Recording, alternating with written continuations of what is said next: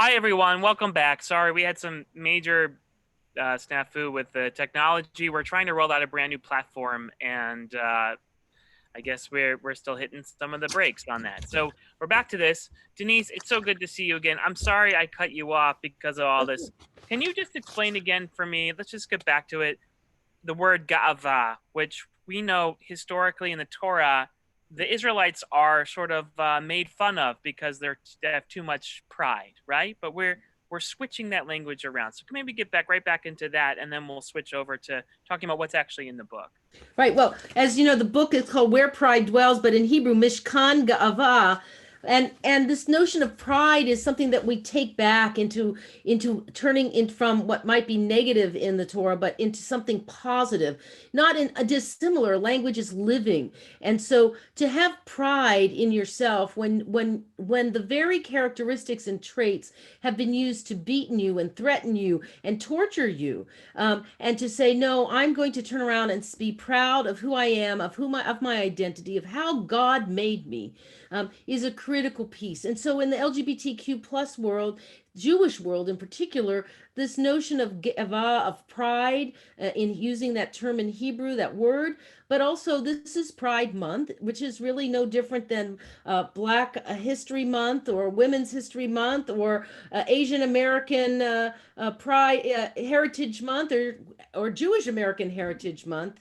And so we have to be able to uh, use for this, especially in this month of Pride, to celebrate LGBTQ plus people, and not just in June, but to welcome our family and our loved ones all year long into the tent that is our Jewish people. Love that.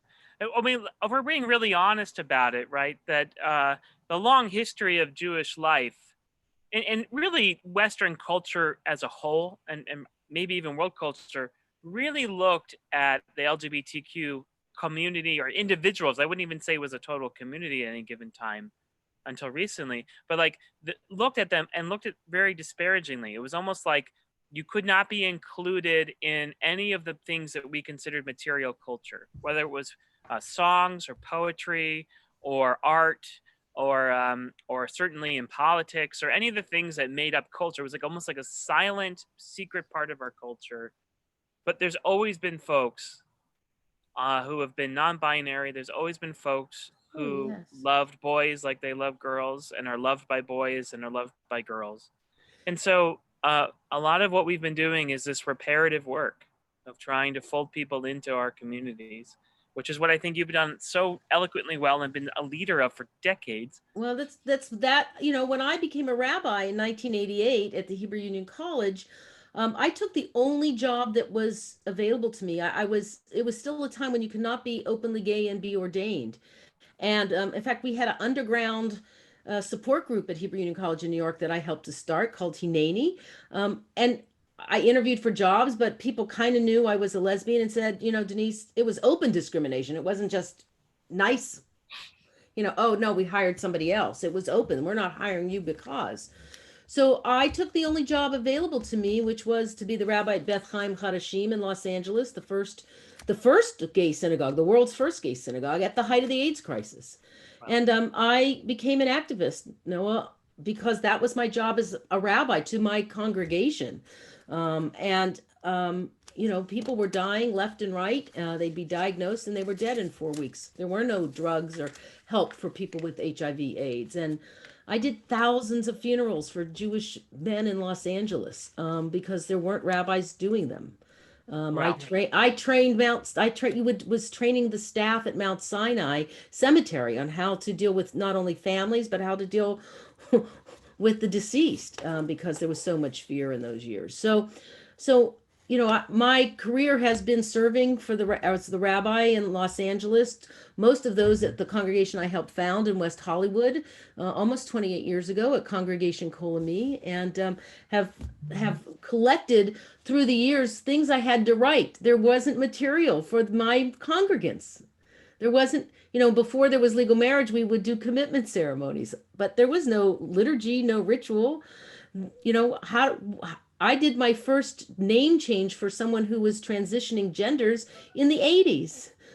So there was no ceremony for this. There was no, so through the years I wrote and created a lot of material and rituals and liturgy and prayers. And finally, about 18 months ago, decided to uh, pull that together as well as open for submissions. And specifically for this book to come out at this 50th anniversary month. This year is 50 anniversary since the first Pride marches.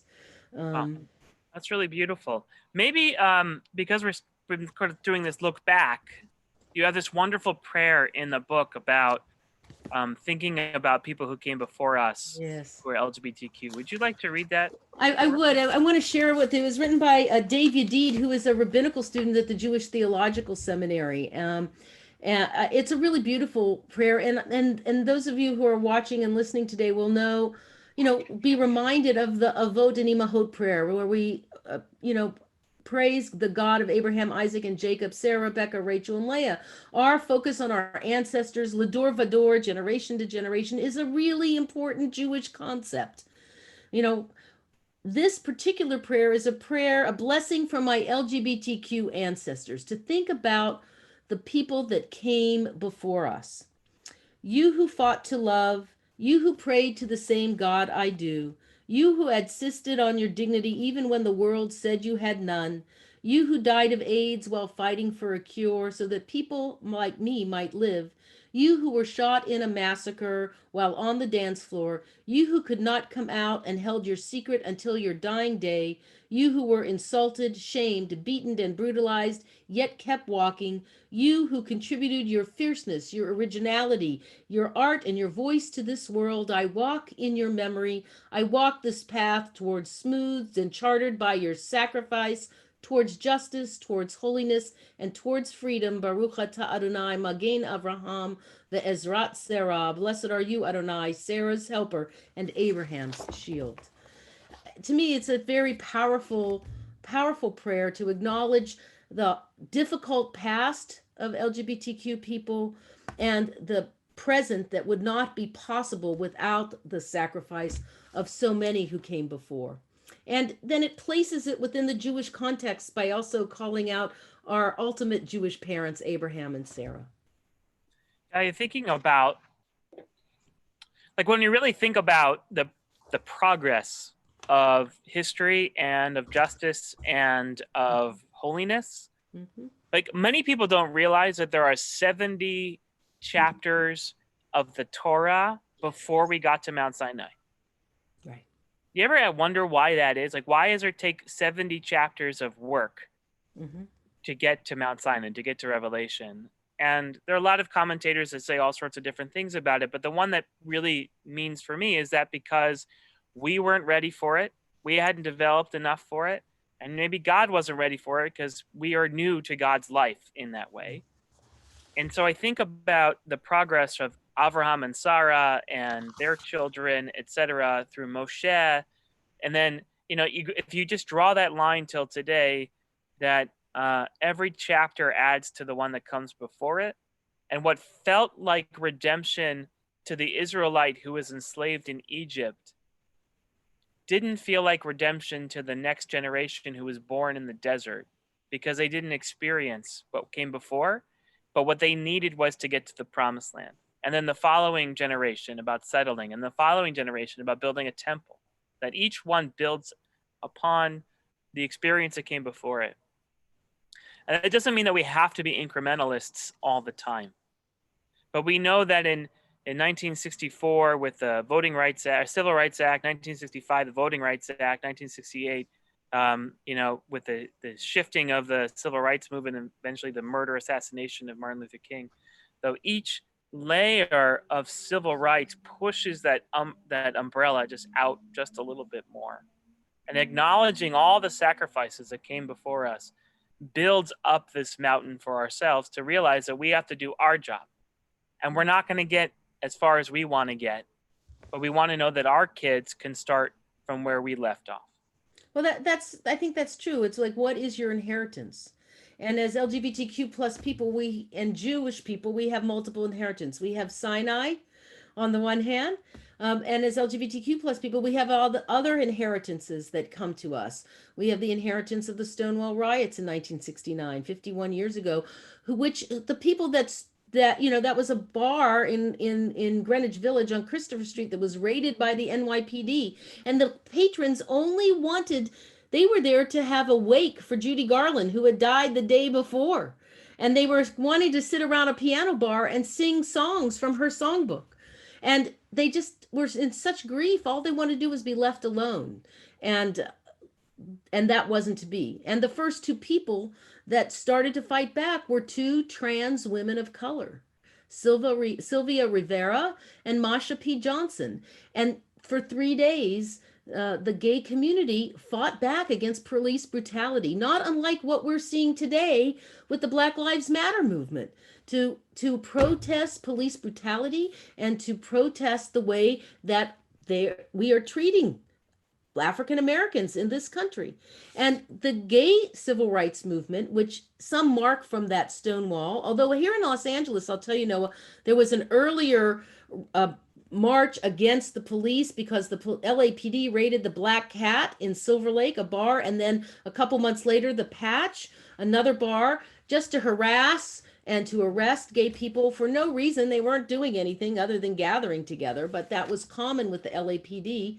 And so there are these moments where people want to express and speak their truth to power. And that's really been what the Pride movement is about, because 1 year after the Stonewall riots, Los Angeles became the first city to say, we are going to commemorate that moment. We are going to march against the continuing harassment of LAPD against the gay community. And the very first gay Pride march was here in Los Angeles 50 years ago. I didn't know that. Wow, there's so it's much part more of this history, but what you're talking about is this inheritance of moving of acknowledging the past, but continuing to fight for what we believe is right and what is equal and equitable, because we can't talk about equality without equity. I'm just so moved that there's like the part of us that inherits our Jewish selves and the part of us that inherits our received selves from our parents. Yes. And then the part of us that we find for ourselves in the networks of friends and family that might not be biological, right? They might be the other friends who are either LGBTQ or other minorities. They're the majority of Americans, believe it or not, don't end up living in the cities in which they were born. At this point, there's so much movement, so you end up building your own family network, right? So you have all of these. Yeah, go ahead. Mishkan Gava acknowledges that in many of the prayers in here about your chosen family versus your biological family. And that's not about, I mean, sometimes gay people still gay Jewish people are still kicked out of their homes. Their families are ashamed that someone's gay or lesbian, bisexual, transgender. And there are prayers that acknowledge the pain of that. And there's prayers in Mishkan Gava, where pride dwells, that acknowledge that sometimes you have to remove yourself from your toxic family when they are mean and harassing and unsupportive of your God created sexual identity or gender identity. And I think that we have to, by creating moments of prayer, I think, liturgy prayer has to give voice to not only hopes and dreams and the world that we want, but it also has to acknowledge the world we live in and the anxieties and fears that we call upon God to help give us strength and calm us to move forward. And so this really Siddur, where pride dwells, helps to give voice to that experience by centering the voice of LGBTQ people in the middle of that. Really powerful, really beautiful. Sorry, it's an airplane. We're in my backyard, so this is what I tell people every week. When I'm sitting in my backyard, whatever happens, happens. Denise, maybe there's something else you'd like to read about this, especially given that it's Pride Month. And I do. I want to share a prayer written by a group of Reconstructionist colleagues, both rabbinic and lay, work together on this, and it's a blessing for Pride, since it is Pride Month still. Makor Chayim, source of life, you've blessed each of us with your spirit. In your wisdom, you have made each of us a unique treasure. Mayana Chayenu, wellspring of our lives, cause us to flow with courage, strength, and compassion, to live our stories openly, proudly, and joyfully. Shechina Shel Ahava, presence of love. You embrace us with your love. May we embrace ourselves, our partners, our lovers, our friends, our children, our dear ones, with the power of your Ahava Rabbah, your unending, boundless love. Ruach HaShalom, spirit of peace and wholeness, open our eyes to the gifts and blessings we offer and receive from each other. Open our hearts to welcome each other fully and truly, and open our hands to embrace, to support, to lift each other with joy, with song, and with deep friendship. Today, as we celebrate pride, community, renewal, let us walk together with strength, compassion, and love. Nivarech et mayan chayenu, asher tikhadesh usmeach otanu. We bless you, wellspring of our lives. May you fill us with joy and sanctity. Beautiful prayer for a community to recite at their Pride Shabbat or Pride Havdalah. Really, I think, touches and is inclusive of everyone in our families, be they gay or straight, lesbian or bi, transgender, non-binary. I think it really speaks to that. You're on mute. I just want to reach out to anyone online. That was really amazing, Denise. But if you want to make a comment or question, you can always do that on our Facebook page. I think Rabbi Eger and I would be happy to take any questions you have in the next few minutes. So take a minute and do that. Denise, maybe tell me a little bit about how you see people using this book. Like, what's the function and where do we get it? Where Well, do we? first of all, you can get the book. You can go on Amazon to just type in Where Pride Dwells, or better yet, for those of you that are watching and listening, until June 30th, you can get a 20% discount by going to the publisher, which is this.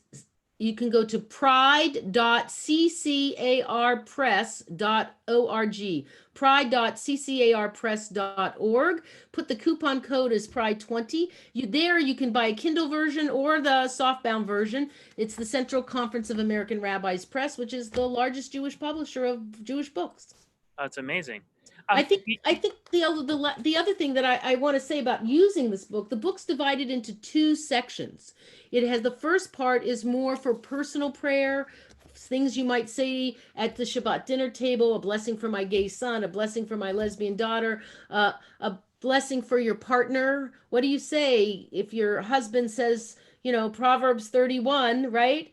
A woman of valor, Eshet Chayil, but what do you say to your partner? So it creates prayers for that, if you're transgender, perhaps for your first hormone shot. There's a prayer here to make it a holy moment, a moment of sanctity.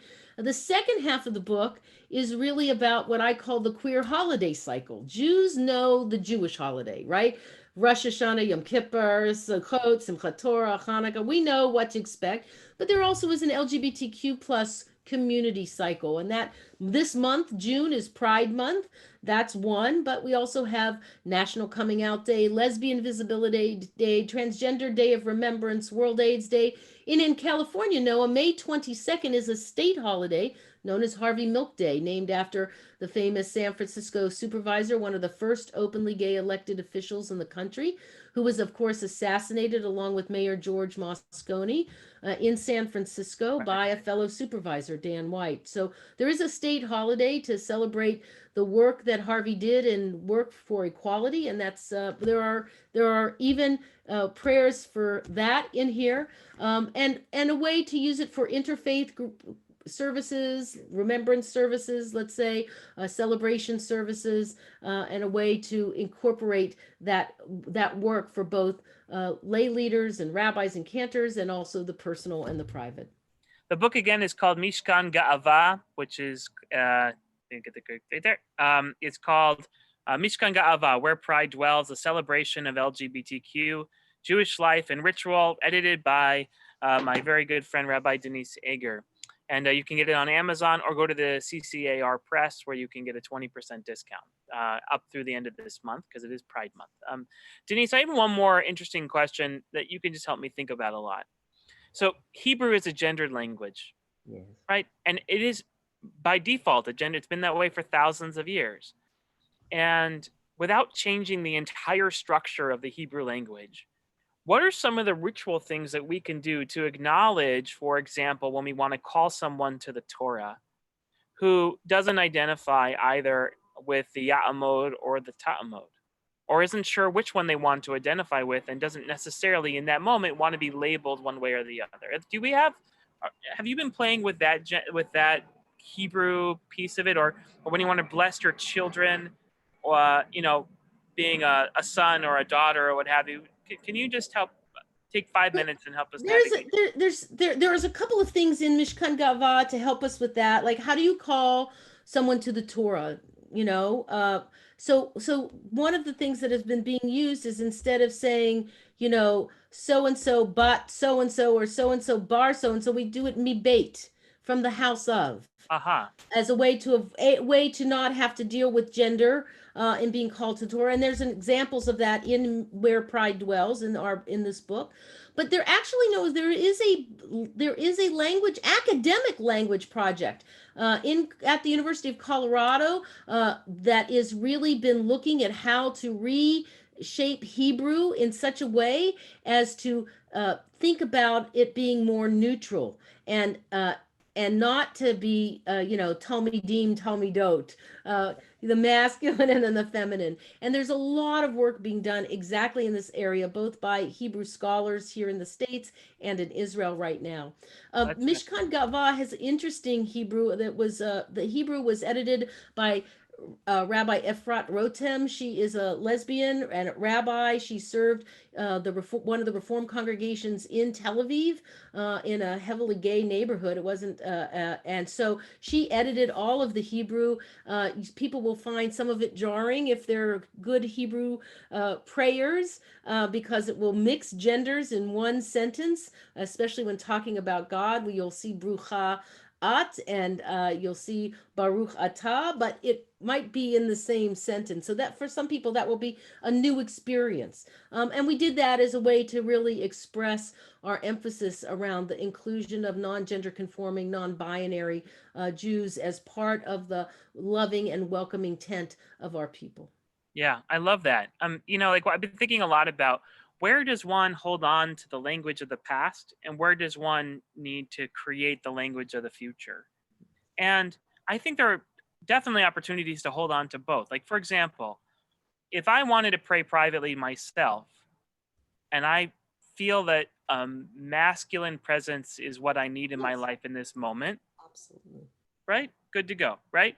But if I really want to think about a comforting or a different feminine presence, and I don't want to like just stereotype it, but I'm just giving this as an example, metaphoric, of course, because we're talking about God who has neither gender or sex. But that's the harder part, right? But like, maybe I need that. Maybe I need that version. And then when I think about calling people to the Torah, rather than assuming, maybe we really teach our folks to decide for themselves, right? So that when someone says, if I wanted to call you, before I announce your name publicly, I ask you very kindly, how would you like me to call you up to the Torah? And Right. someone like me that is a cisgender male that feels very connected to that sort of son of, like, that would work for me.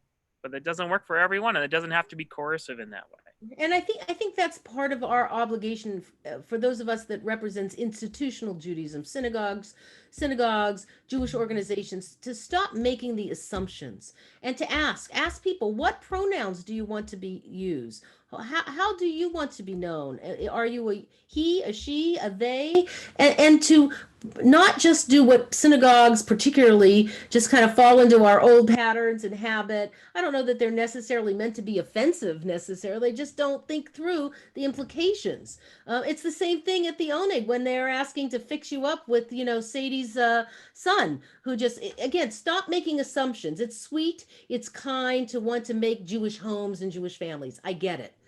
But it's also not, let's not assume that everybody is cisgendered or heterosexual. Let's look at the real diversity that's in our Jewish community, and make our Jewish institutions reflect the actuality of who we are. It's exactly the message that Jews of color are telling us.